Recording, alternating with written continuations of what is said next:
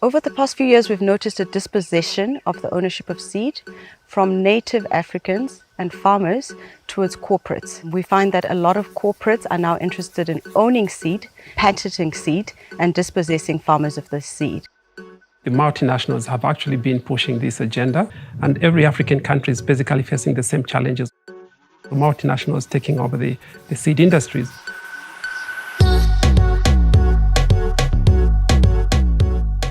Government is more on the side of the people that are growing hybrid seeds. They are being protected as compared to us.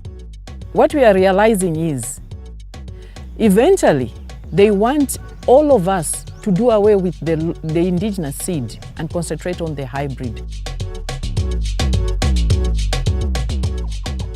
Over the past few years, we've noticed African governments changing their laws in order to give plant variety protection rights to breeders, and in this case breeders are classified as companies, not as farmers. By changing the plant variety protection laws and protecting corporate companies instead of farmers, we find that farmers will lose their right to own seed, they will lose their right to exchange seed, and they will lose their right to indigenous seeds.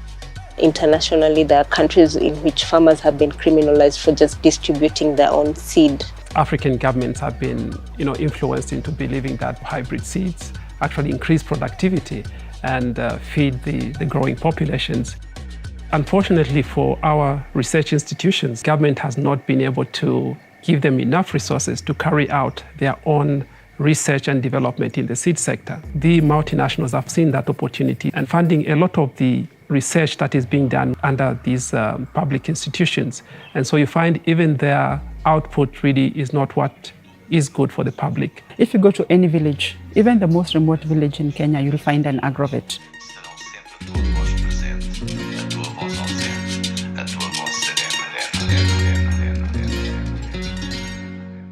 Because they want to make money, they want to breed, and then they will force us to continue buying their seeds. The industrial food system is very much centered around producing one crop on large tracts of land. Producing one particular crop also comes with its own problems, because you have to use chemicals, you have to use machines, you have to use a whole lot of things. So it's huge investments, and those investments have to get their money back. Seed is crucial for all of us. Seed is one of the most contested political arenas in our days, and only 3 to 4 companies, they're controlling almost 70% of all the commercial seeds available worldwide.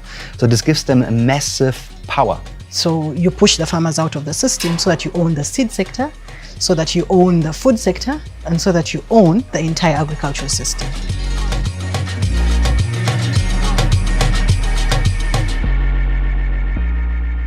Only about 30% of the food that is eaten around the world is from the industrial food system. Almost all the food that we eat is still planted by smallholder farmers, who, by the way, plant on less than 4 or 5 acres. So indigenous seed is seed that has been bred, adapted, selected by farmers within that geographical location for millennia of years, and is indigenous to that specific geographical location. Our interest is to revamp the old seeds which are almost put into extinct to come back to life. This is already planted. We have planted 3 types of crops in here. There are a number of reasons why we feel we should go back to indigenous seeds. It needs no breeding. We don't have to go to buy all the time. The nature breeds it. So all we do is just select the good ones, then we go on planting. Indigenous seed is better because it adapts to different climatic conditions. We never used to starve in those days. There was no shortage of food because we concentrated on growing the indigenous seed. We respect the fact that farmers' seeds are the way to go. Smallholder farmers are using systems that are sustainable. They are using systems that are within context. They are cheap and everybody understands them. They really base on smallholder knowledge. We want government to come up with deliberate policies that are going to support indigenous seed Once that is done, there will be food security in the country. We have seen a growing narrative and discourse around farmer-managed seed systems being seen as inferior and not ideal to feed a growing population. This is not true. The problem across the world now is not a problem of not enough food, but a problem of access to food. People across the globe have a right to their sovereignty.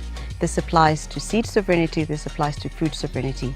They have a right to choose what they want to grow, what they want to eat, and whether it is culturally appropriate. No corporation or government should take away this right.